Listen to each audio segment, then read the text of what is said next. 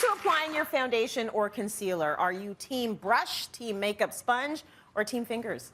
Well, you may want to reconsider after you hear Lisa's tips and tricks for a flawless base. So Lisa's here with me now.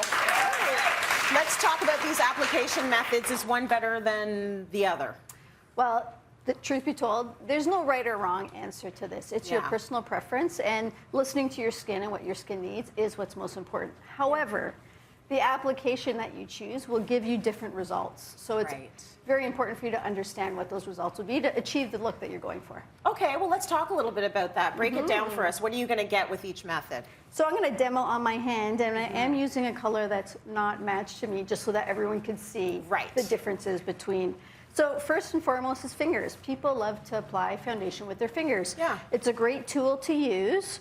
You use the least amount of product when you're using your fingers. So product will last longer. Yeah. Secondly, products that perform better when they're warmed up. Right. It's great to use your fingers because you're getting the warmth from your hand and the warmth on your skin. Right. So it'll really help the product perform well. Got it. Okay, so that's good to think about. I'm team fingers. Oh, you're team fingers. That's what you use for you, huh? For myself, yes. For yourself. Yes. Okay, what about brushes? Brushes. So brushes are the most versatile and I'd say the most used to apply foundation. Yeah. Funny enough, when I'm applying makeup on talent, on people, I use brushes. I rarely use my fingers, especially since COVID. That changed the game a little bit. Yeah. But it's important to understand the brushes that you use. So any brush that is like really packed with bristles will apply a nice fuller coverage. It's going to really buff the foundation into the skin. Yeah.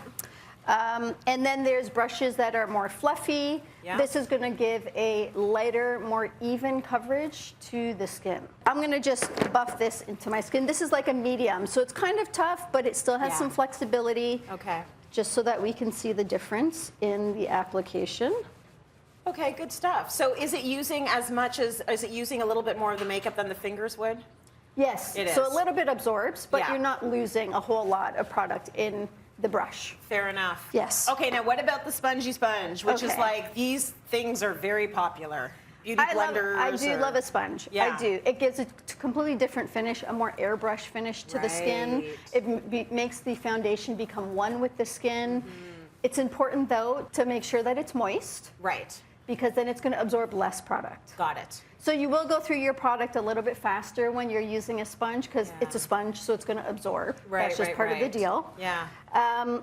And I always roll it when I'm applying. Oh, look at you, pro. And I'm sorry. It goes right in there, though. And it just absorbs right into the skin. Yeah, and gives a beautiful finish. Yeah. So to cheat it, which is what I often do on myself, is I will apply with my fingers and then finish off with the sponge. Got it. So you have the most amount of product on your face, and then the sponge gives it the airbrush finish. And then you're getting the finish that you want.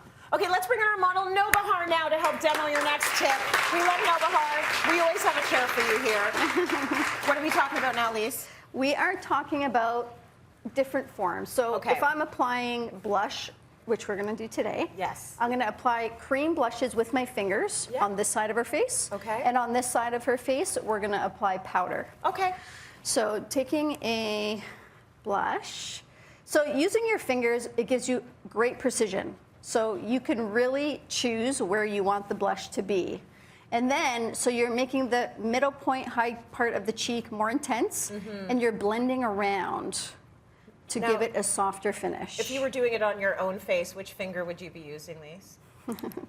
You can use your middle finger. If you're working around your eyes, always the ring finger. Right. Least amount of pressure. You don't want to stretch that skin. Right.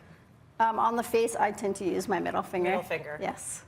But it's personal preference. There is no right or wrong. Everyone's a little bit different with their application. Okay. So there's that. Beautiful. And if we're applying powder products on the face, so this already has foundation. When you're applying color powder products on foundation, you have to set it first with a foundation powder. Got it. Otherwise, your blush will be blotchy, which we don't want. Yeah. So we're just going to put a little bit of powder on her face and then add the blush in. Do you have a preference for if it's a cream or a powder? It Like, what do depends you on like? the person's skin type. Right. If they have an oily skin type, I will use powders. Yeah. If they have a drier skin type, always go to creams. Got it. Always. And the creams are going to get in there, and the warmth through your fingers. Yeah, just gonna and melt it's going to right make in. it look like skin. It Yeah. won't, you know, the dryness will kind of go away because we're just adding more moisture, more moisture, more moisture. Very good. Okay, so it depends on the look you're looking for, and it depends on personal preference and how much makeup product you want to use with Exactly. each application. Very good, Lisa.